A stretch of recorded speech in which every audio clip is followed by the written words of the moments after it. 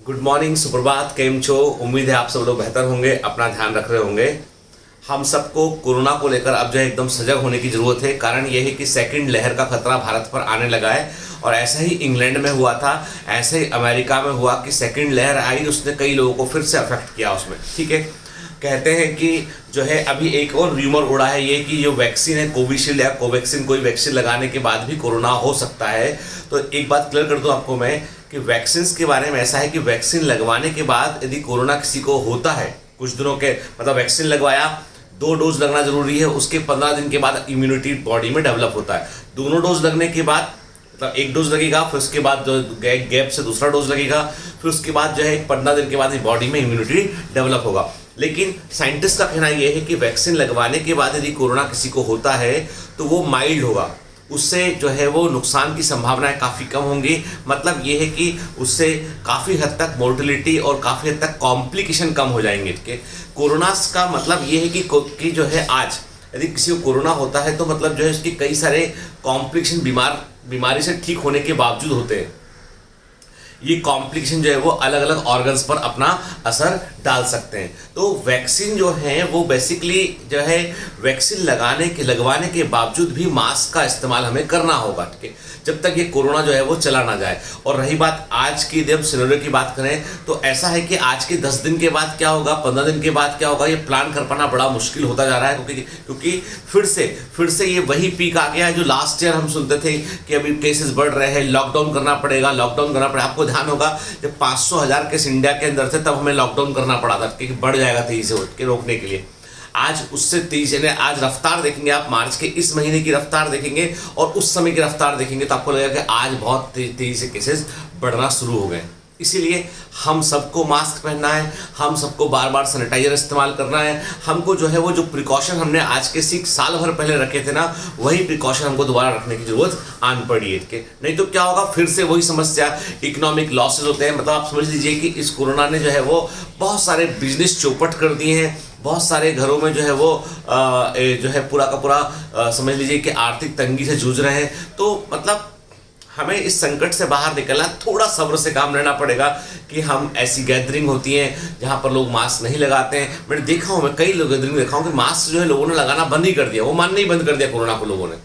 ठीक है, कई राज्य ऐसे, कई स्टेट ऐसे जहाँ पे लोग कोरोना का नाम लो तो लोग मजाक उड़ाते हैं उसका कि भाई अरे हाँ ये तो सब जो है वो छोड़ दिया इन लोगों ने ना, ये तो एक स्कीम है, एक प्लानिंग है, एक जो है वो समझ लीजिए कि एक स्कैम है। ऐसे भी वीडियो जो है वो डले हुए हैं। तो खैर अब कौन समझाए इनको, क्योंकि सच्चाई यही है कि एक बीमारी है जिससे हमें जो है अपने शरीर को जो है बचाना है कि भाई ये हमारे अंदर जाके कल्टीवेट ना हो। ठीक है, चलिए, ये तो हुई कोरोना की बात। मैं हर बार जो है पब्लिक मैसेज इसलिए देता हूं मैं, क्योंकि मुझे लगता है कि ये जिम्मेदारी है कि यदि आप कुछ जितने भी लोग आप जो है वो देख रहे हैं तो कम से कम वो अवेयर हो, लोगों को अवेयर करें कि भैया कुछ दिन सब्र रखो, सब ठीक हो जाएगा उसके बाद। चलिए, आज मैं आपको एक अच्छी कहानी सुनाता हूँ जो मुझे पता बड़ी अच्छी लगती है और मुझे इंस्पायर भी करती है। वो कहानी ये है कि हम लोग अक्सर क्या होता है, हमारी टेंडेंसी ये होती है कि कुछ अच्छा अचीव किया तो वो मैंने अचीव किया, कुछ अच्छा फॉर्चून है तो वो मेरा है। ठीक है, मैं उसे किसी से शेयर करना नहीं चाहूँगा। मेरी सफलता मेरी है, मैं किसी से शेयर करना नहीं चाहूँगा। मेरा फॉर्चून, मैंने जो तरक्की पाई है वो मेरी है, मैं किसी से शेयर करना नहीं चाहूँगा। लेकिन मिस फॉर्चून है तो वो हम सबका है। कुछ बुरा हुआ है तो मेरा अकेले का नहीं, सबका हुआ है। मतलब लोगों की कॉमन टेंडेंसी है कि अच्छी और बुरी चीज़ों में जो है क्या करते हैं वो, मतलब वो क्या बांटना है क्या नहीं बांटना है इसको डिसाइड कर लेते हैं। ठीक है भाई, कड़वी दवा होगी तो आदमी बोलेगा मैं खा रहा हूँ तू भी खा ले भाई, लेकिन अच्छी सी मिठाई होगी तो आदमी बोलेगा भैया ये मेरा भी, मैं खाऊंगा तुझे नहीं दूंगा। तो ऐसी एक कहानी है जो छोटे बच्चों की कहानी है, पर मुझे लगा कि मतलब रिलेवेंट है, अच्छी कहानी है।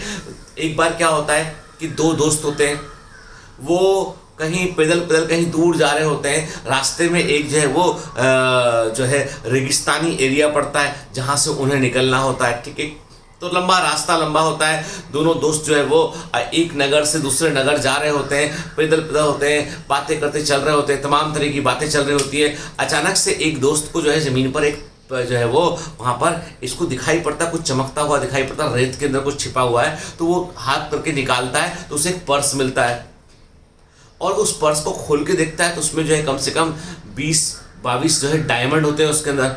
बोलता है भाई मेरी तो लॉटरी लग गई, बोलता क्या हुआ?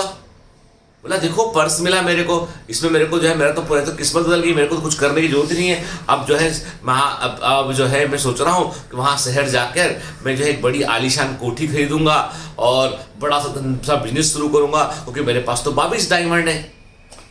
वो बोलता है यार देख ऐसी बात है कि ये मैं भी तेरे साथ सफर में था, बस वो वहाँ पड़ा हुआ था, तूने झुक के उठा रहा था इसलिए मैंने नहीं उठाया।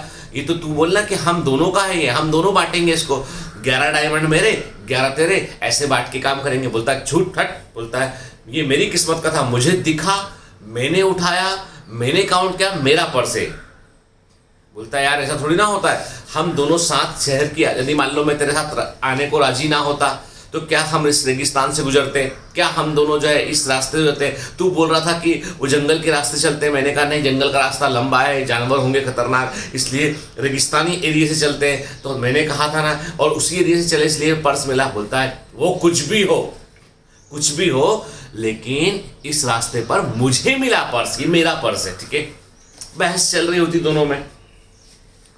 इतने में जो है वो देखते हैं दूर से कुछ जो है वो सैनिक हैं, वो अपना जो ऊंट, रेगिस्तानी एरिया तो ऊंटों पर बैठ के कुछ सैनिक जो है तेजी से ऊंचों को दौड़ाते हुए उनकी तरफ आ रहे होते हैं। वो अब वो कुछ समझते इसके पहले वो वहाँ पहुँच चुके होते हैं, और उस आदमी को, जो आदमी होता है वहाँ पे, उसको वो पकड़ लेते हैं, इसके हाथ में पर्स होता है। ठीक है, तो वो बोलता है कि बच्चा भाई हम लोग संकट में, हम लोग को इन लोगों ने पकड़ लिया, कौन है ये लोग? बात बोलता भाई मैं, तेरे को पर्स मिला, तेरा पर्स, तू जान, तेरा काम जान, भैया मैं साथ में नहीं हूँ इसके, है ना। हम लोग निकल रहे थे, मिल गया, इसी को मिला, इसने वहां से निकाला, कहीं कुछ किया इसने ना, इससे बात करो। मैंने बोलता नहीं तुम झूठ बोल रहे हो। वो सैनिक बोलता है कि तुम निकलो, तुम्हारे हाथ में नहीं दिखा मुझे, और मैं हम लोग दूर से नजर रखे हुए थे और हम दूरबीन से देख रहे थे कि ये इसी आदमी का पर्स है, इस आदमी ने, इसी के लोग रहे होंगे जिन्होंने चुराया। वो पता है किसका पर्स है? वो किसका है? रानी का पर्स है। यहाँ से राजा का काफिला निकला था, तो वहाँ पे एक जगह पे कहीं पर उन्होंने कैंप लगाया था, वहाँ से वो चोरी चला गया था, तो निश्चित तौर पे इसका ही आदमी है और यही चोर है। उठा के ले गए उसको छोड़ दिया। बोला भैया तब नहीं, हम तुमको देख रहे थे, तुमने कुछ नहीं किया।